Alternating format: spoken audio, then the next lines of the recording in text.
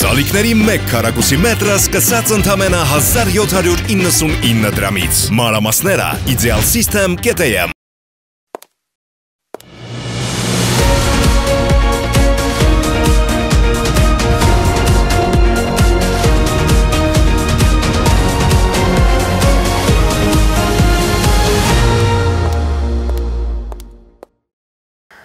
First Chief Prosecutor for ICC, Luis Moreno Ocampo, will sit down with the first analytical tonight. Mr. Ocampo, thank you so much for this opportunity.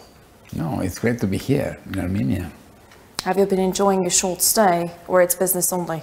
Fascinating. Or I was meeting different people, the Catholicos this morning, different people from different places. We were to Gebhardt, the church in the cave. Went to the south. I saw Azerbaijan forces on the top of the mountain. I talked to people who escaped from Nagorno-Karabakh, living there. So I met everyone. So it was fascinating for me. Mr. Ocampo, we have witnessed a very dire catastrophe very recently. The blockade, the ethnic cleansing of NK. The ECHR and ICJ ruled that Azerbaijan should open the Lachin corridor. Baku never did. There were no consequences for it. We have lost our faith in international law. How do we gain it back? Well, it's not perfect, it's not 100, but it's not 0. The question for me, I was involved in how to make more efficient. And also, we need to have something like we need patience. I know Nagorno-Karabakh people cannot have patience, but for instance, we indicted President Bashir of Sudan, and it took like 9 years, but finally he was arrested. So it's a complex. International justice is new. It's like a big ship turning, and then it takes time. But for me, I'm glad to be in Armenia because Armenia is a place to fight, because it's not just Armenia at risk, civilization is at risk, and that's why Armenia will fight, and that's why I like to fight with them. I like to help Armenia. Armenia is fighting for respect basic principles, and that's why you need support.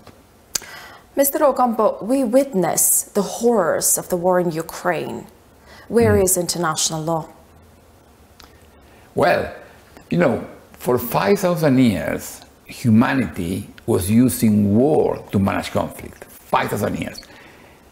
Peace was just a time between war and war. The idea of permanent peace started in 1648, the Permanent Peace of Westphalia, a treaty stopping a brutal war in Europe. It was not the last war at all, but the Permanent Peace of Westphalia was next agreement were invoking. So the concept started 400 years ago. And then you have now the International Criminal Court 20 years. So 5,000 years, 400 years, 20 years. That shows the contradiction we have. So the world is trying to adjust. The ICC is like a cell phone. It's the new invention. We need to make to work. And it's starting to work. And the problem is states who are used to have wars need to adjust to the idea, no, we use justice. That's the new concept. But for instance, let me give an example. Armenia, in December, it signed the International Criminal Court Treaty. And that means that President Aliyev knows he could be indicted. You said that you indicted, if I remember correctly, 3 presidents. Yes. How long did it take? Shall we hope that sometime Aliyev's regime will stand before court for war crimes? Okay, I indict for genocide President Bashir. We took 9 years until he was arrested inside Sudan. We indict for crimes against humanity Muammar Gaddafi, Libyan leader. He was killed. And President Gbagbo from Ivory Coast was arrested for 9 years, then he was acquitted, but it was 9 years in jail. That was what happened with the 3 different presidents I personally indicted. But my point was different. It's not just about doing justice for the case, it's about preventing crimes. Nagorno-Karabakh is at risk, Armenia is at risk. I saw in the mountains, in the top, Azerbaijan army. So the new thing is, President Aliyev now knows that if he invades Armenia, he could be indicted. That's a key difference. And the International Criminal Court already indicting President Putin, is asking the arrest warrant for Prime Minister Netanyahu. So if Netanyahu is indicted, why not Aliyev? So I feel it's a new scenario. You have to understand, it's complicated, but that's why you are in the front line and you are not alone. It's not just me. One of the Armenians don't appreciate is you are a huge community, because the 1915 genocide made these millions of Armenians around the world. And they have different views on different things, but on Armenia, they want to protect Armenia. So that's a common idea. And so no one has similar power. There is no other global community in that sense. Tigray from Ethiopia, under genocide. Who knows them? They are no, so they have much less chances. Armenia has enormous chances. We need to understand how to play ball.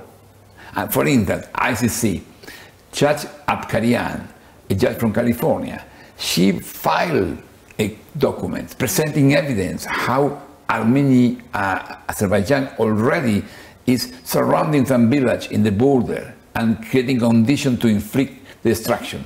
That could be a genocide. So she already presented that. So that's what we need. It's not just the government signed the treaty, it's individuals like Judge Abkarian presenting information, then we'll see the time of the prosecutor, but each of us has a role.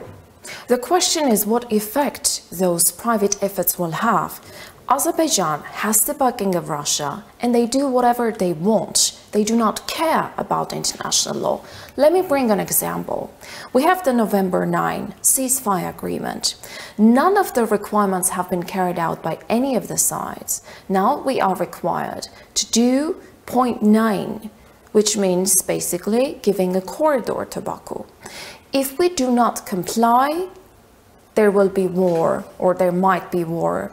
If we call off our signature, there might be war. My question is, how can international law help us prevent war if its main task, or one of the main tasks that it has, is to prevent war, prevention? Yeah, it requires action, but my point is not just states. Example, in a future war,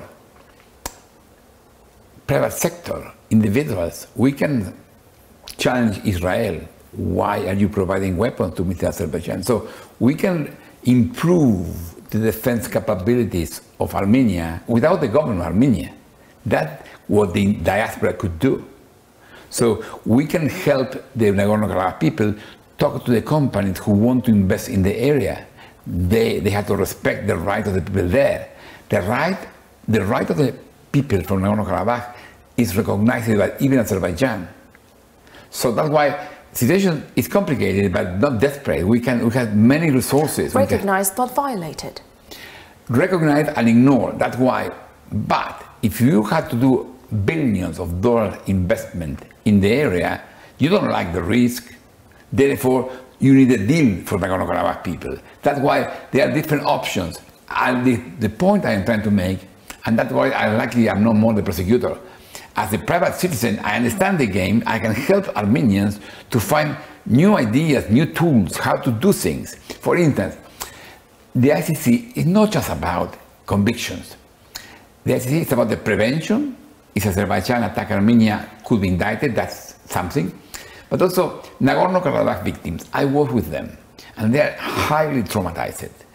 We need to start to help them to transform the stories, the personal stories, into evidence to the prosecutor. And that transfer help them to heal. So we're discussing with people from Artsakh how to help the victims to make testimonies and to send their testimony to the prosecutor. And they should feel they are not alone. So, and that is just because it exists. We can use it for different reasons. Look, the best case in my time as a prosecutor was Colombia. And I never opened an investigation in Colombia. The shadow of the institution forced them to change. The government changed, the military changed, the guerrillas changed, everyone was changing. So that's what we need to do here. We have to find a way to show with Aliyev, okay, it's a time to change behavior, we have to do something different. And that's what we are doing. That's why the next meeting, COP29, is so important. You mentioned smaller steps, but the Armenian government obviously does not take a case to court against Baku because they do not want to harm the peace process. If you will allow, I'd like to finish. Can other member states of ICC, like for example Argentina, where you're from, do this instead of Armenia? No, I'm sorry to interrupt you, but the fact is, states cannot promote cases. The prosecutor is the only individual who can open investigations. Armenia did the maximum it can. Armenia ratified the treaty. Then the prosecutor could open the investigation. Without that, it happened in December. In December, Armenia signed and ratified the Rome Treaty. And therefore, the prosecutor now can open investigation. But it's up to the prosecutor. People like Ghazi Abkarian or Artsakh victims could provide information to the prosecutor, but they have no right to request actions. So there's no private claims or state claims. The only actor who push cases is the prosecutor. Armenia can do nothing. Can member states help build pressure for the prosecutor to act? Not really. The prosecutor is completely independent. That was insane, but interesting. It's showing that we are independent. When I was a prosecutor, I was completely independent. When I was announced I was going to indict President Bashir, state came to me saying, no, I'm sorry, I will do it. So, and after we did it and we got the arrest warrant, they had supported. So the system worked on independence of the prosecutor. So the problem is, the Armenians say, why the prosecutor is more active? Come on, the prosecutor is today involved in Palestine, Israel, Gaza case, in the Putin case. I was also helping Venezuelan people. In Venezuela, the Maduro regime just stole the election. And the Venezuelans there are 2,000 persons in jail. And the Venezuelans are asking why the prosecutor is not active. Well, there are different cases. And so in different places, different people are asking the prosecutor to act. Okay, we need to keep preparing material, giving him, and one day will happen. But justice for the Nagorno-Karabakh people is not just about convictions. They need to heal. They are highly traumatized, and we don't need justice for that. We need to start to work through helping them to go back. So we need to think how to at least start to go to the cemeteries to see their families. Maybe they can go to recover their belongings. So there are many things we can start to do. And most importantly, probably, we need to release the 22 Armenian hostages in Baku prisons. And that's why the COP29 conference in November is an opportunity that we cannot miss. We have a huge diaspora outside the country. Yes. What can they do, a legal community as well, by the way? What can they do to help build up pressure for the prosecutor to act? Something very interesting is already happening. The Armenians outside can multiply your power. When the Armenians are asking Blinken to request Aliyev to release the prisoners, and Blinken is doing that, that's very important. So we need to do more massive that. Brazil, Germany, different countries with a lot of Armenian people could do more. I was in Berlin when Aliyev went to visit the Chancellor, and the group of Armenian, 20 or 30, no more, were demonstrating before the Chancellor office. Aliyev delayed the appearance to avoid to confront the Armenian demonstrating. So Armenians in diaspora could do a lot, and they are more and more organizing. That's why from the last 2 months, I joined a group of Armenians campaigning in social media, and I saw how now there are Armenians from 30 different countries posting with the same hashtag. The idea is to have the same hashtags. Whatever you think is okay, but you use the same hashtag. COP29, stop greenwash genocide, free Armenian hostages. And then you say whatever. I am from Artsakh, I like my food, I dance in this way, or whatever. And we became the top 2 of the top 3 mentioned in COP29.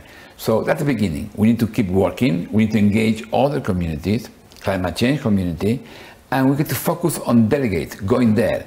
That will be shame if you are going to Baku and not to ask about the Armenian hostages and not to go to see them. That will be the goal.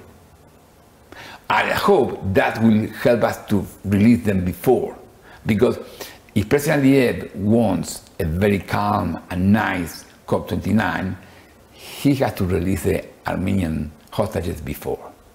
I will skip the question on COP29 and the Armenian hostages because you basically already answered it.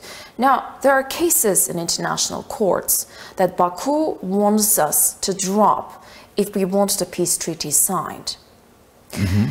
How can we possibly keep the legal mechanisms working and not give them a casus belli? Well, if because you make a case in court, you get a peace agreement and stop the problem, it's a good consequence, no? So the idea is you have to understand this legal mechanism should help you to get peace, to be sure, to be protected, to be sure there's no risk for your country. And that's what I think we are doing. In the meantime, it's showing how important was Armenian case in the International Court of Justice, because Aliyev is asking to stop it. And a last question. Is international law not working, or is it an effective tool, but it's going to work in the long term? Well, it's a new idea. 5,000 years of war, 20 years of justice. So we are building the idea. It's a new mechanism. It's a global mechanism. We are building that. But that's why this Armenian case is a so important case. Civilization is at risk, not just Armenia. And that's why I'm here helping you. Look, you're not alone. Millions of Armenian diaspora are supporting you. People like me are supporting you today. Last today there were a seminar with experts from all over the world invited by the Center for Truth and Justice, working on that, working for you. Because you have to understand, you are not alone, we'll help you.